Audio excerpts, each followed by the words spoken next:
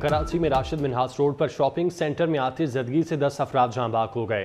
Chief fire अफसर इश्तियाक अहमद का कहना है इमारत में आग बुझाने के आलात मौजूद नहीं थे, ना ही हंगामी सूरत हाल में इमारत से बाहर निकलने का कोई रास्ता है। शाहजेब बताइएगा मजीद इस मुताबिक डिटेल्स। जी बिल्कुल, देखें कराची में एक और अफसोसनाक वाक़या रुन्मा हुआ है। गुलिस्तान जौहर राशिद मिन्हास रोड के करीब वाक़ आरजे शॉपिंग मॉल में आग लगने का वाक़या पेश आया। सुबह लगने वाली आग पर अब से कुछ देर कबल जो है काबू पा लिया गया है। कुलिंग का अमल जारी है, लेकिन इस अफसोसनाक वाक़े में 10 अफराद जाँ बाग हो गए, जिसकी जिम्मेदारी उठाने के लिए कोई तैयार नहीं। इस वक्त जो है chief fire officer Ishtiaq Ahmed की जानिब से कहा जाता है कि इस इमारत में मौत का सामान मौजूद था। न शॉपिंग मॉल के अंदर एग्जैक्ट रास्ते मौजूद थे और ना ही हंगामी सूरत हाल पर जब काबू पाने के लिए जो आलात मौजूद होते हैं वो इस इंतज़ामिया के पास मौजूद नहीं थे।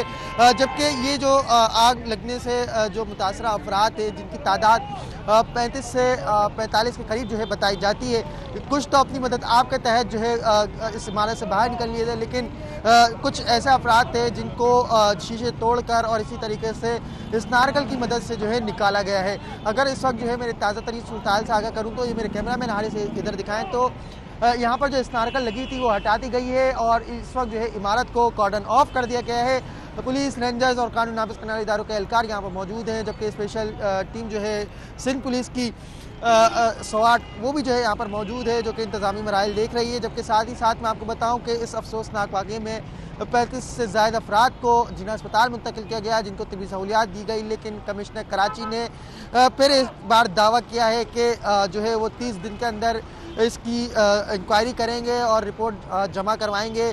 लेकिन अफसोसनाक वाक़े में जो 10 अफराद जाँ बाग हुए हैं वो यहाँ पर मुलाजमीन थे, जो कि किसी गोदाम में और इसी तरीके से इसी निजी शॉपिंग मॉल में जो दफातर कायम थे, निजी दफातर जिसमें कॉल सेंटर कायम किए गए थे, वो काम करने वाले अफराद मौजूद थे, जिनकी अमवात हुई है। अब उनकी लाश जो है जिना अस्पताल, सिविल अस्पताल और अब्बासी शहीद अस्पताल मुंतकिल किया गया था और उनकी लाशों को वर्षा के हवाले कर दिया गया है। अब अभी जो है मज़ीद बताया जा रहा है कि एक और शख्स की लाश निकाली गई है। अगर मजमूई तौर पर हलाकतों की बात की जाए तो उनकी तादाद 11 है।